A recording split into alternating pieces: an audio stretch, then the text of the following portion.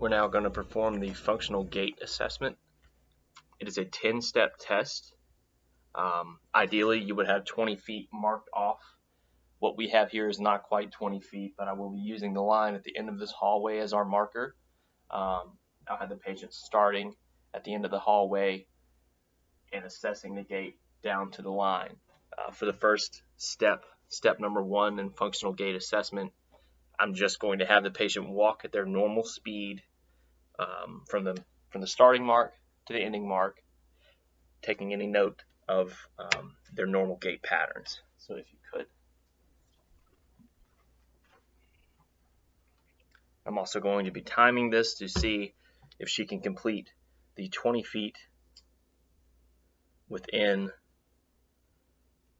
less than 5.5 seconds with no assistive device. Step behind the line, and whenever you're ready, begin.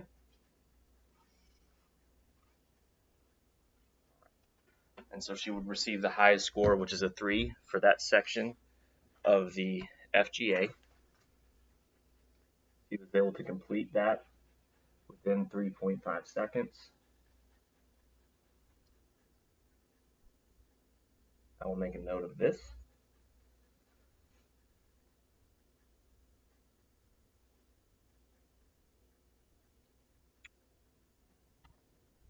Now for the second step, the instructions will be for her to begin walking at her normal pace, and when I tell her go, she will walk as fast as she can, and when I tell her slow, she'll walk as slowly as she can. And I'm going to be able to view whether or not she can smoothly make these transitions in her gait pattern. All right, and go as fast as you can, and slow. Very good. Again, she was able to smoothly make the transition from gait speed to gait speed without any impairment and would receive a score of a 3 for this section of the test.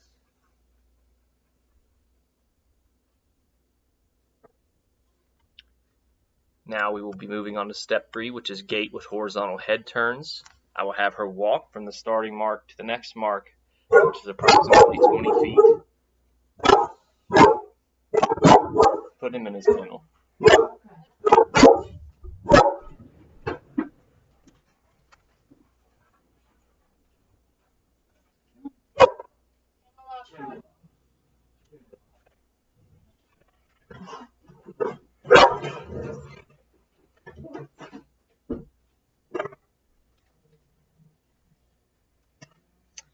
Apologize for that interruption. On to step 3, which is gait with horizontal head turns. I'll have her walk from the starting mark to the next mark, 20 feet. Begin walking at her normal pace and continue walking straight after 3 steps, turning her head to the right and continue walking, and after 3 more steps, turn her head to the left and continue walking. Due to the limited amount of space that we have available here, I will have her come to the end point and take her 3 steps and then turn around and do it in the opposite direction.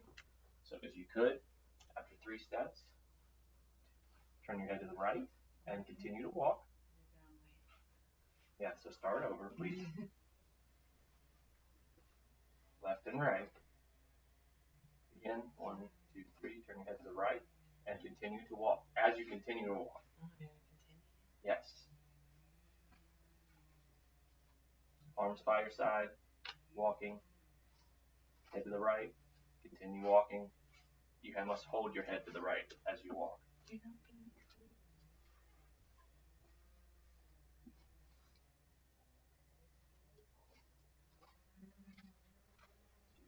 3, okay. Now, turn around, begin walking, and this time, after 3 steps, turn your head to the left and continue to walk. Very good. Again, without much difficulty, she was able to turn her head in both directions as she continued through the gait pattern, earning a score of a 3.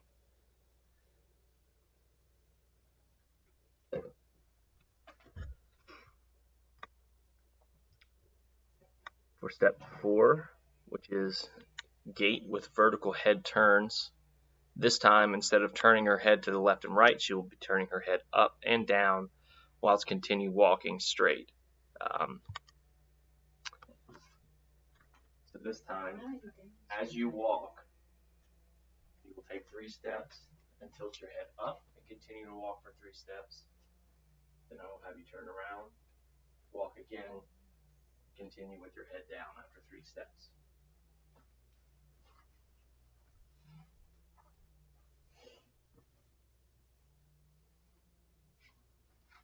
Head up. Very good. Now if you could turn around and head down. Very good. Again, she earns a score of a 3 for this section. And we move on to step 5, which is the gait and a pivot turn. So what you'll do this time is I'll have you walking at your normal pace. When I instruct you, you will stop and turn and pause. Okay?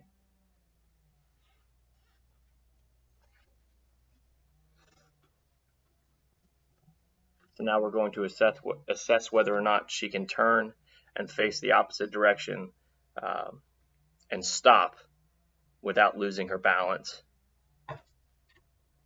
Begin. And stop and turn. Good. You didn't need to continue walking.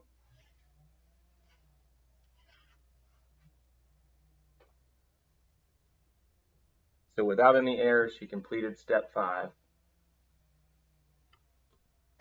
which is the gait and pivot turn,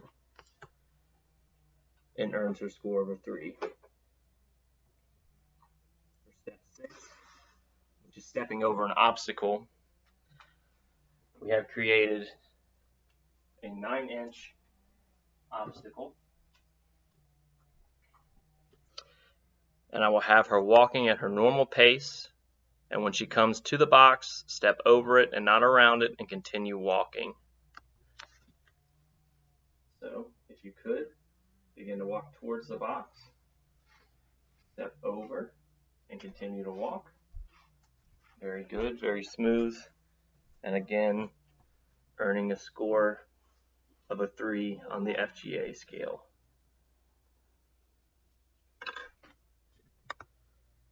For step 7,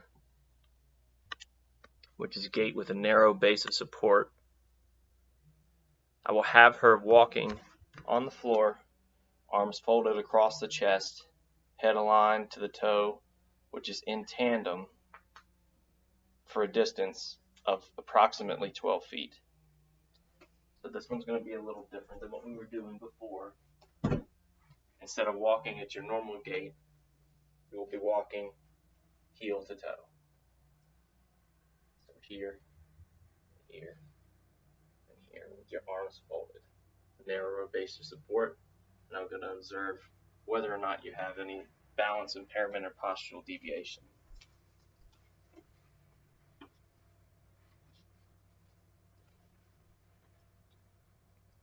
So now we're going to be looking for staggering or impairment.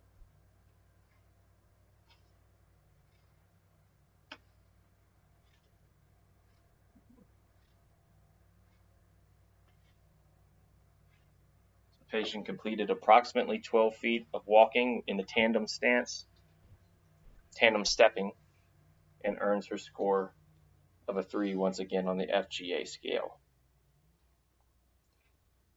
The 8th step of FGA is gait with eyes closed.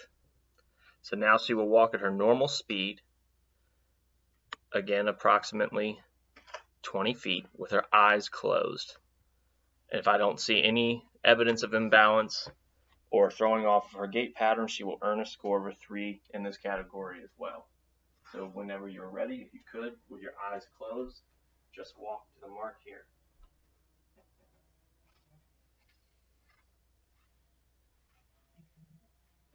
Okay.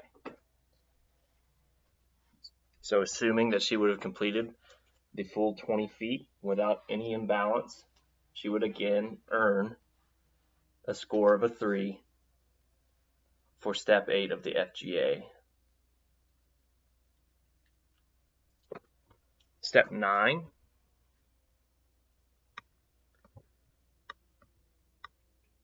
which is ambulating backwards. She will walk backwards approximately 20 feet until I tell her to stop. So we will reverse this time, and I'll have you starting here. And when I instruct you, you will walk backwards to our starting point as best you can.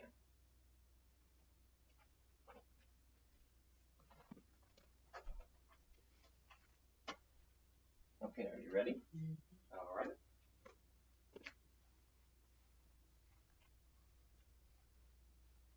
Very good.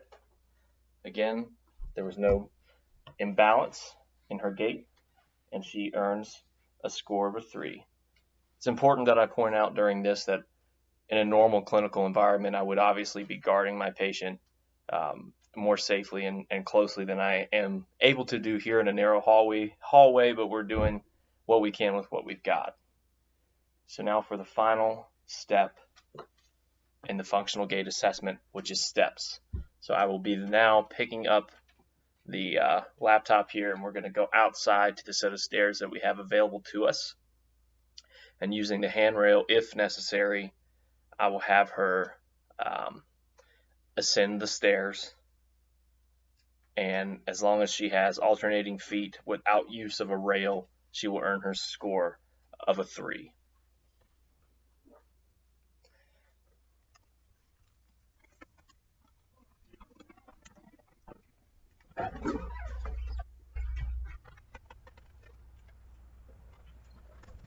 Okay.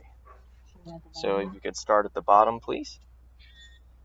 And we're going to do it the best that we can here. All right.